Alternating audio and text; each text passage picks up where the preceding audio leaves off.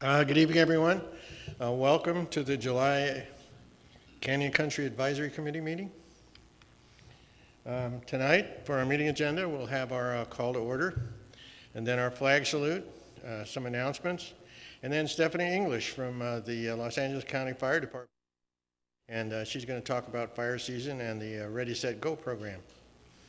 Then it's going to give us great pleasure to go through and provide some of Canyon Country Advisory Committee's Hometown Hero Awards. And we're going to honor Doug Frazier and Ray Henry for their activities in championing the changes to the manufactured home ordinance rental agreement.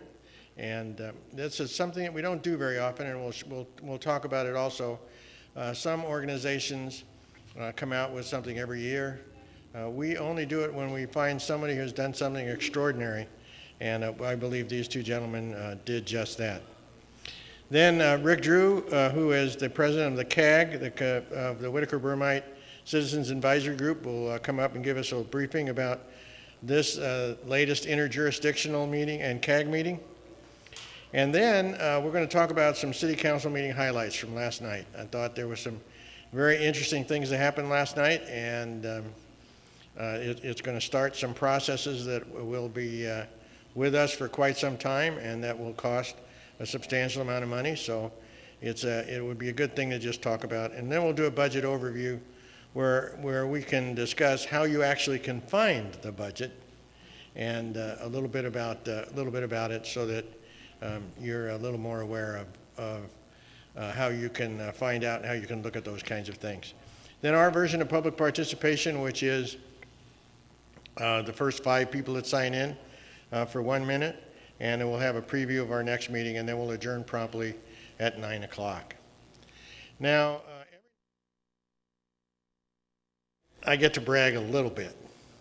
This is bragging rights, a little bit of bragging rights. And so here in the 2015 8-year-old girls softball state championships that was held last Sunday, that's my granddaughter in the middle, holding up the banner with the sunglasses on, and my son, the coach, all the way over on the left. So, now and then you got to brag a little bit, right? A little bragging. We also always go through, before the flag salute, and talk about somebody that's done something extraordinary.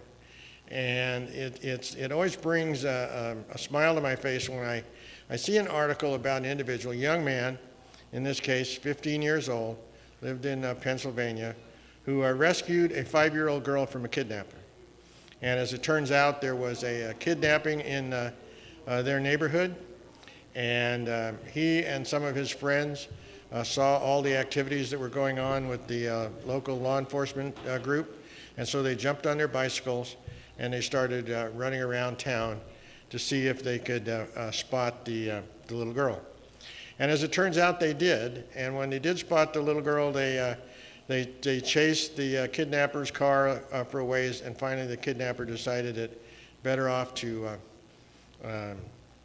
let the girl out. He let her out, and they actually brought them back to the police department. So it's a story about someone who is just a normal, average person who ends up doing an incredible thing, and shows that we really do have some really good young folks in our midst, and that there are heroes all around us. So with that, Judy, would you lead us in the flag salute?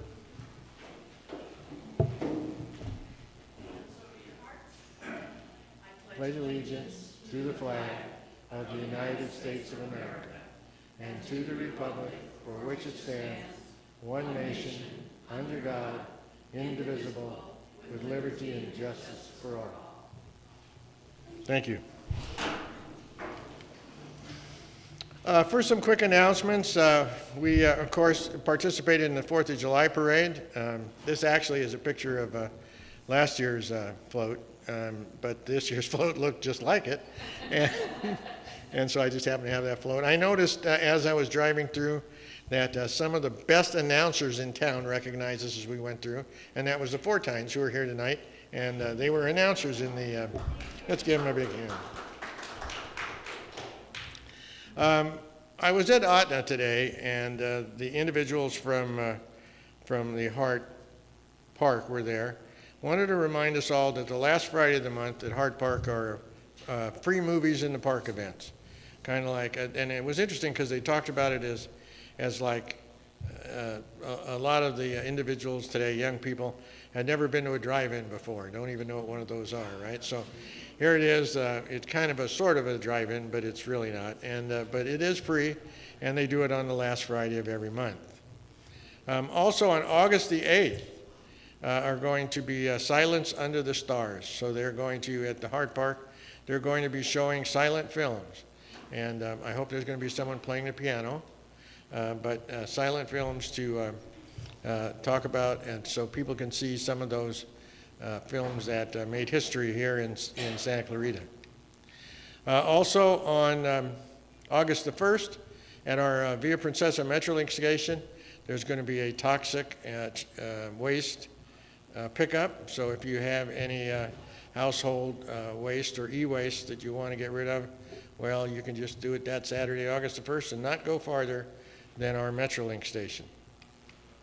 And just a reminder also, you know, Gloria told me that I had to do this because she is the president of the board. Remind everybody that Rubber Ducky Regatta, and that right now it supports the family, the Samuel Dixon Family Health Centers, and they're serving those in need around our community with clinics in Valverde and New Holland Canyon Country.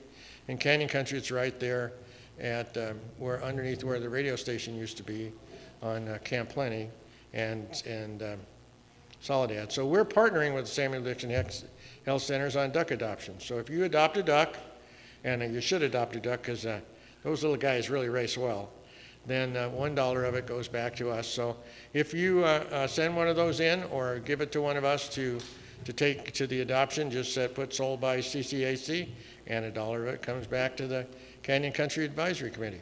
Just mark your paperwork that way, and you can help us both out. If you know of another organization who would like to be a sponsor or partner, please let me know, and we'll get that paperwork to them. That already happened at our last meeting, and the DAA with Patty Supuzio is already also selling ducks, and they're having a great time. Attendance last month fell off a little bit, but not too bad. And for some reason, when we look at video statistics, there they were at 61, and of all things, it was the agenda presentation. That's just beyond my comprehension that anybody was watching those, because those are normally the ones that have the least views. But there must have been something in there that had people heart going pitter-pat. Do we have any public participants? Joan Dunn. Okay, Joan, come on up.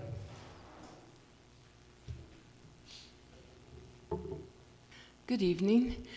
Now that we have all of our brown lawns and are getting worse, I'd like to let you know what's going on with the sanitation district. Several years ago, I questioned them about the amount of water that was being used on the landscape. And they said, well, looking at your usage, it was being used by our standard that you couldn't have a rebate. We couldn't lower your amount on your property tax. And so, you know, all of the landscaping, all that water that you use on your landscaping does not go through the sanitation district. So they are not processing it. So I questioned them years ago about this. Well, finally, in the last couple of years, they finally have changed, and they are being a little more reasonable. I still don't think it's as reasonable as they should be, but they are now offering rebates. And what I want you to do when November, December, January, and February come up, when I want you to look at those water bills of yours and see how much water you are using. And then they have a calculation to show you that if you use a certain amount, and they have a number, it seems like it's maybe 10 or 12, if you are in that range, you are eligible for either a 20% discount or a 40% discount. Now, I just went through it. Their timing is July 1st to June 30th of next year. And I have gotten rebates. I was very happy to get them, but I still think that they're not really where they should be. But now they tell me that once you get that discount, that they will keep that number for the next year. And I don't know how many years after that, but it will bring your property tax down. So it could be a plus for you if you will watch those months, and in between that time, if you want to get the information, they have a form, and it's hard to find on their website. So I called the office, and they were very good about sending it out to me. But they give you the instructions. So I'm just telling you, you may have a plus with having to put up with dry lawns. Thank you. Thank you. We'll get the forms too and make sure everybody gets a copy. Anybody else, sir? We have anybody else who wants to speak? No. No, okay.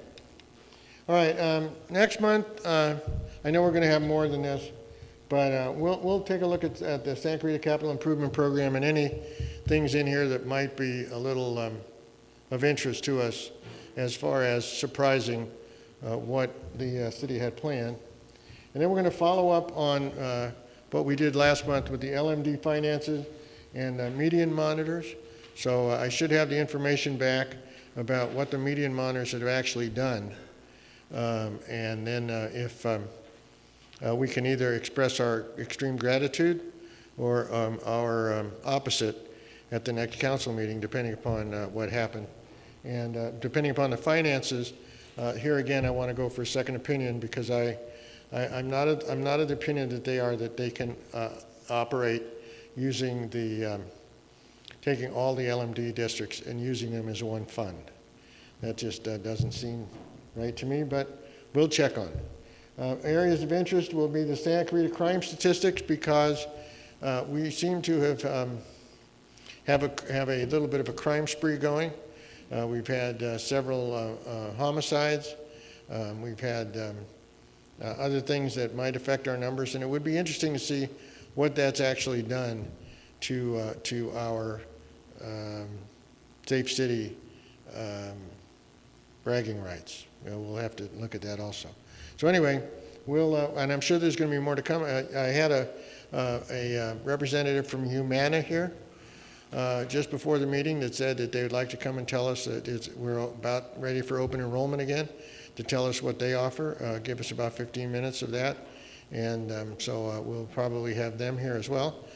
But anyway, I would like to thank you for choosing to join us here at the Canyon Country Advisory Committee. And I hope to see you again, back again here next month. Thank you very much.